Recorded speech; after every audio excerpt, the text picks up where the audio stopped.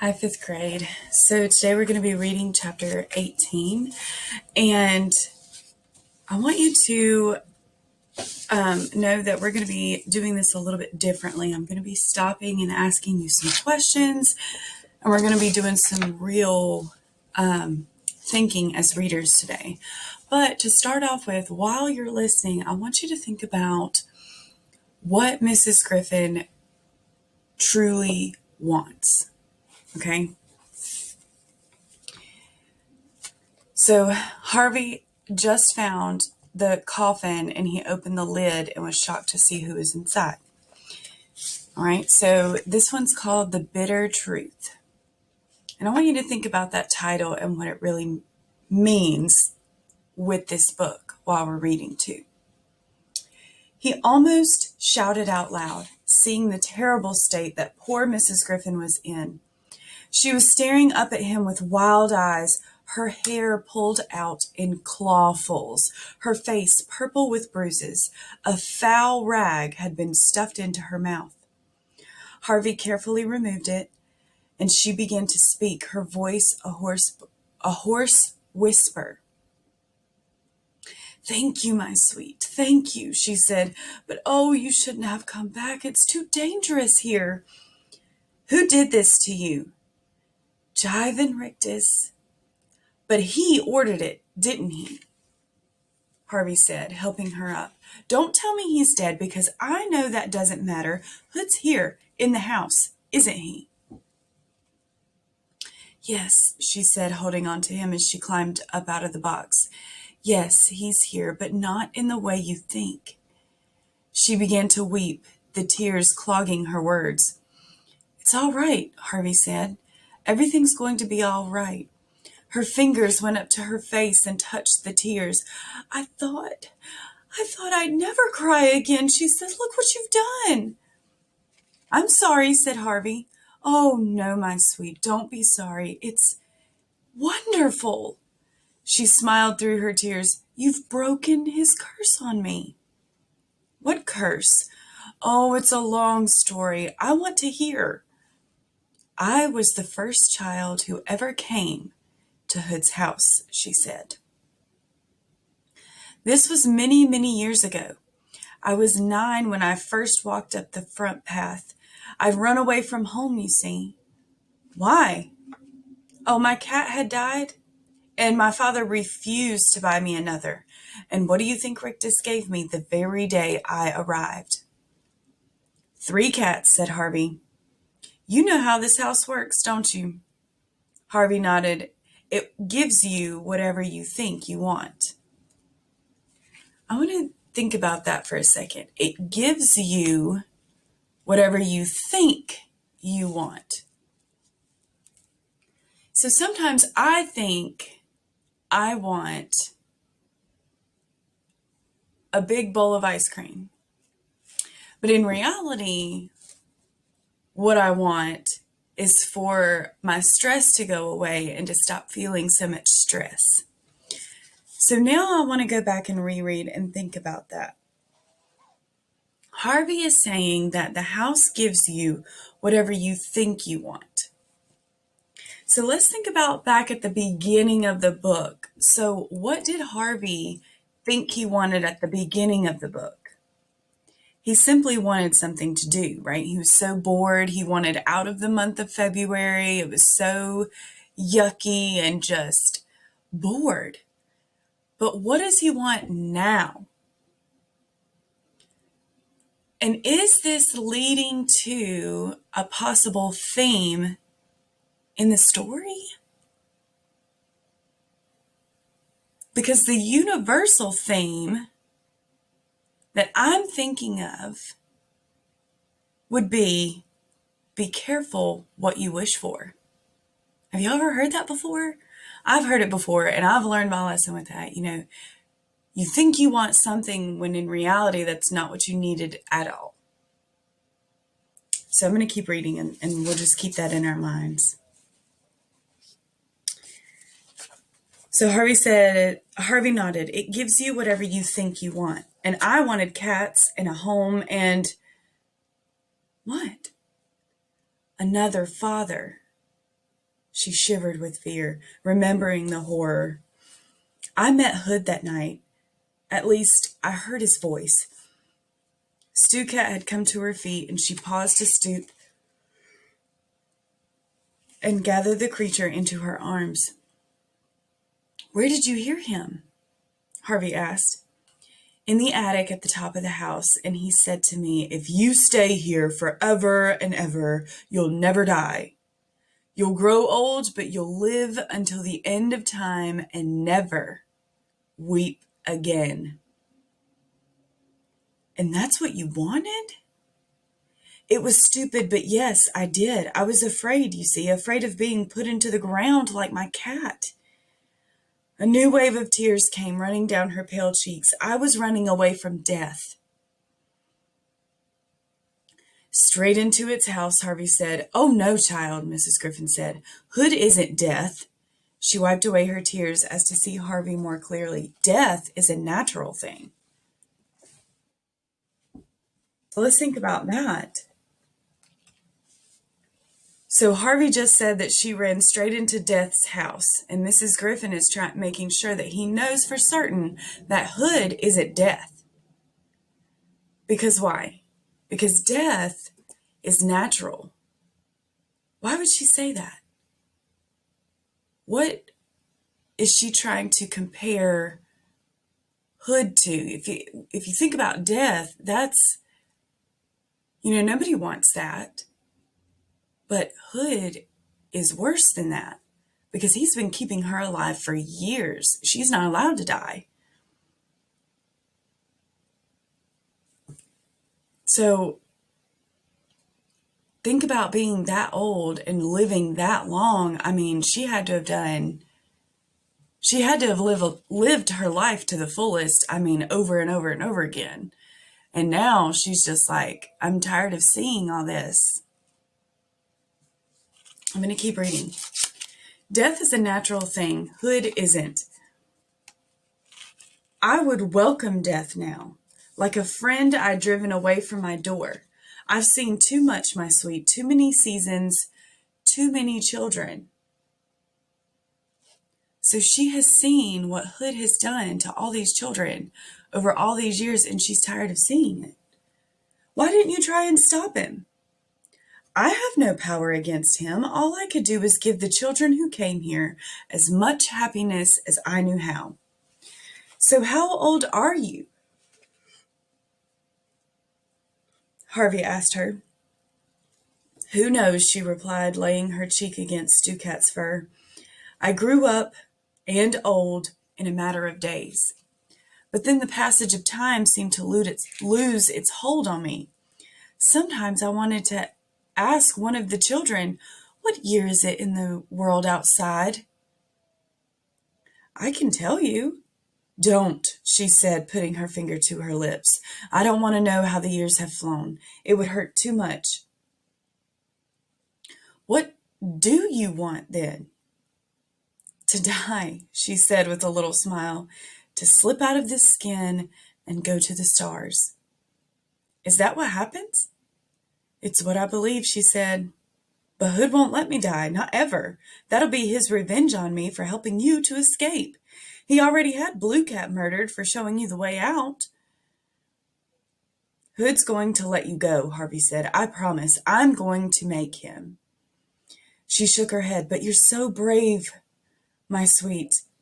He won't let any of us go. There's such a terrible emptiness inside him. He wants to fill it with souls, but it's a pit, a bottomless pit. They keep talking about souls in this book. And she just mentioned it again.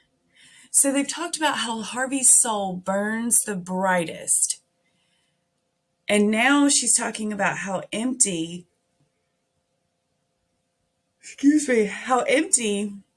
Mr. Hood is, and he wants to fill his emptiness with souls.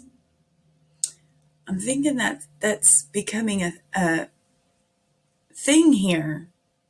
I wonder if Hood wants Harvey's soul because it's so bright. I don't know. There's such a terrible emptiness inside him. He wants to fill it with souls, but it's a pit, a bottomless pit. And you're both heading for it, said an oily voice. The speaker was Mar. She was oozing down the stairs. We've been looking for you up and down, she said to Harvey. You'd better come with me, child. She extended her arms in Harvey's direction. He remembered all too well her transforming touch. Come, come, she said. I might still get you out of trouble if you let me make something humble of you. He likes humble things, does Mr. Hood. Fleas, worms, scabby dogs. Come to me, child, quickly. So he likes humble things. Humble is a word that sometimes means different things depending on who is using them. So he likes humble things, and she gives examples here. So this is one of those times when you see a word and you're not quite sure what it means, but then the author gives some examples of what they mean, and you're able to come up with a better definition. So he likes humble things, fleas, worms, scabby dogs. So I'm thinking humble things are, one, ugly, and two, things that nobody else wants. Who wants fleas or worms or scabby dogs?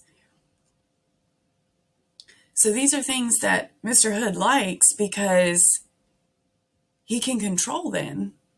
These things can be controlled and no one else wants these things. So Mr. Hood can keep them because, right? Okay, I'm going to keep going. He looked around the cellar. There was no other ways out. If he was going to get Mrs. Griffin up into the sun, it had to be by way of the stairs, and Mar was standing in front of them. He took a step in her direction. She smiled toothlessly. Good, child, good, she said. Don't, Mrs. Griffin said. She'll hurt you. Hush, woman, Mar said. We're going to have to nail that lid down next time. Her greasy green eyes swiveled back in Harvey's direction.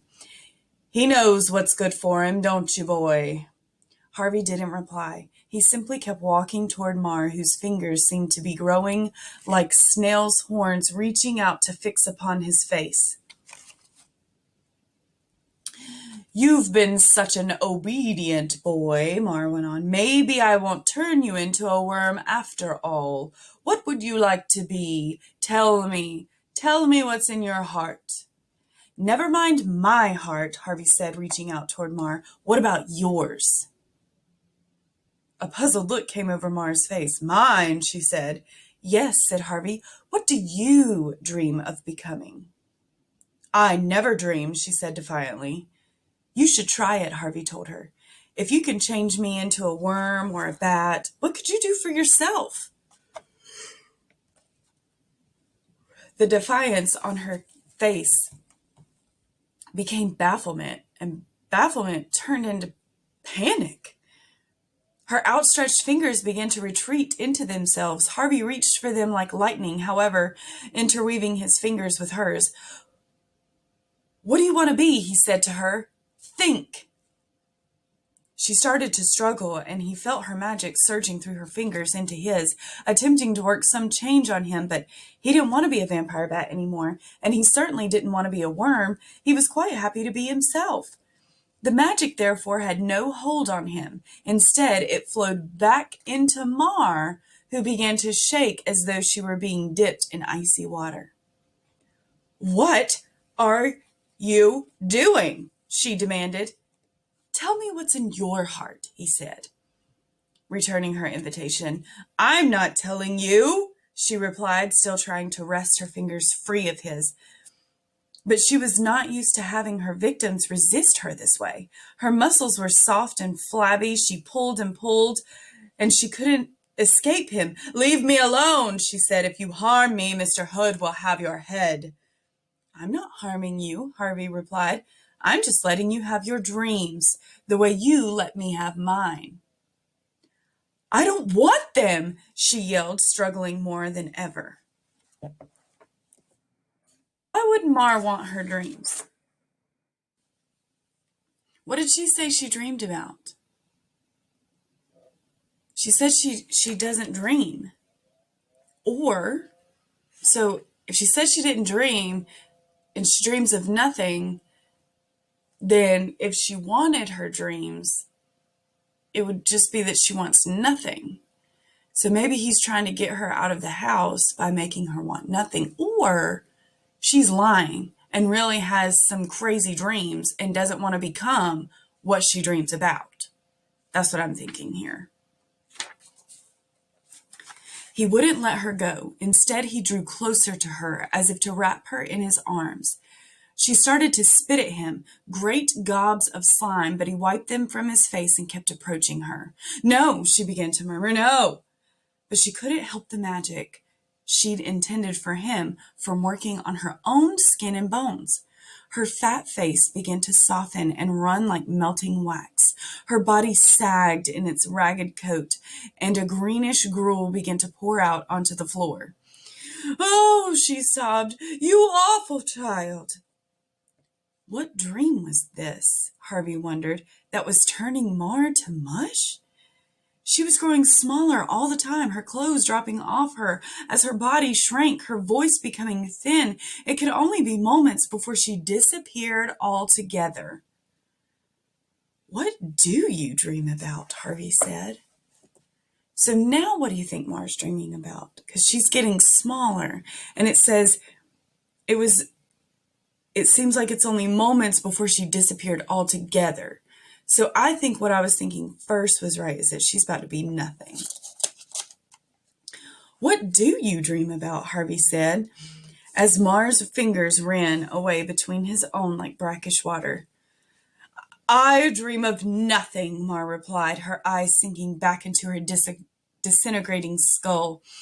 And that's what I've become. She was almost lost in the folds of her clothes. Nothing, she said again. She was no more than a dirty puddle now, a puddle with a fading voice. Nothing. Then she was gone, devoured by her own magic. You did it, Mrs. Griffin said. Child, you did it. 1 down, 3 to go, Harvey said. 3? Rictus, Jive, and Hood himself. You're forgetting Karna. Is it still alive? Mrs. Griffin nodded. I'm afraid I've heard its shrieks every night. It wants revenge. And I want my life back, Harvey said, taking her by the arm and escorting her, still carrying Stew Cat, to the bottom of the stairs. I'm going to get it, Mrs. Griffin. Whatever it takes, I'm going to get it. Mrs. Griffin glanced back at the heap of clothes that marked the place where Mar had vanished into thin air. Maybe you can, she said with astonishment in her voice. Of all the children who've come here, maybe you're the one who can beat Hood at his own game.